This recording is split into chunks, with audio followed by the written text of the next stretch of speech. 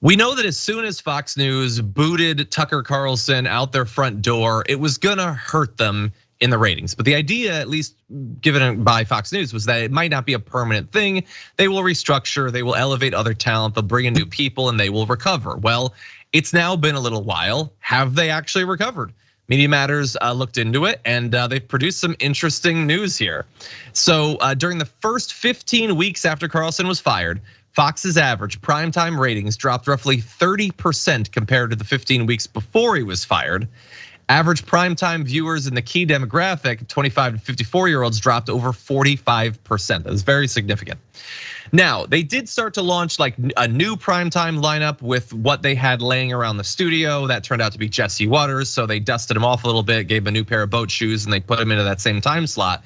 And if you take a look at here, you're gonna see mapped out ratings with the first line from the left being when they fired Tucker Carlson, and you see that big drop. And it actually continued to drop. It wasn't just the immediate thing. I guess some people were willing to give a chance to what replaced Tucker Carlson, and they found even that to be frustrating. So then they did their new primetime lineup, and it started to go up, even in advance of that actually. But it is still notably lower than it was before Tucker Carlson. And honestly, if you bring up this is the key demographic. It's even worse a little bit. Like they're not reaching anywhere near those peaks. They've recovered about half, it looks like, of what they lost, which maybe is a win from their point of view. But Brett, what do you think? What are you talking about? What are you talking about? I'm looking at those numbers and I see a giant rise recently for them. There is a giant rise, and where does that rise cap out?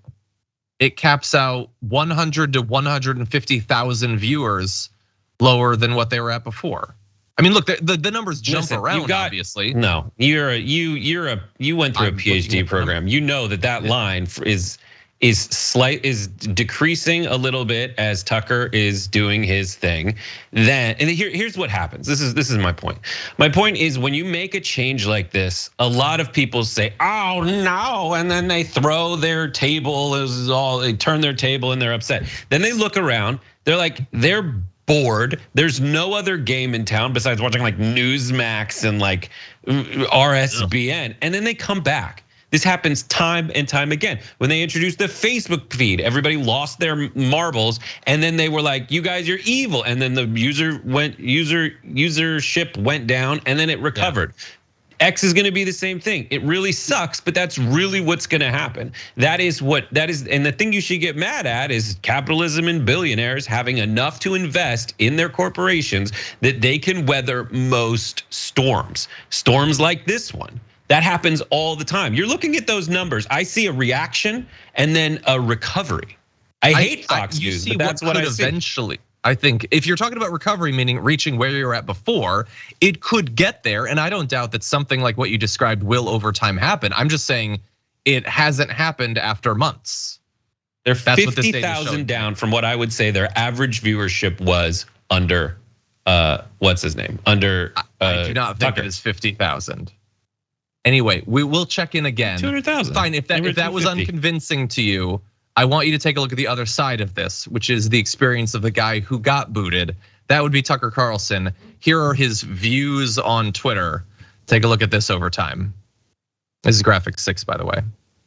You can see his announcement hit 137 million views, which is definitely an accurate count. 137 million people definitely watched that.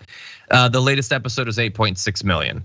It has just been going down and down and down.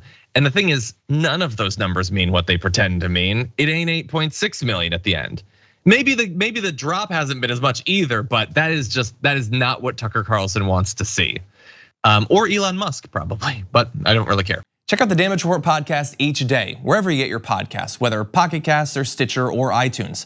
You can join me as I give you the news and stories you want, with a range of co-hosts and interview guests jumping in on the fun each day. Again, that's the Damage Report, wherever you get your podcasts. And if you get them at iTunes, don't forget to rate and review. Sometimes I'll read them live on the show.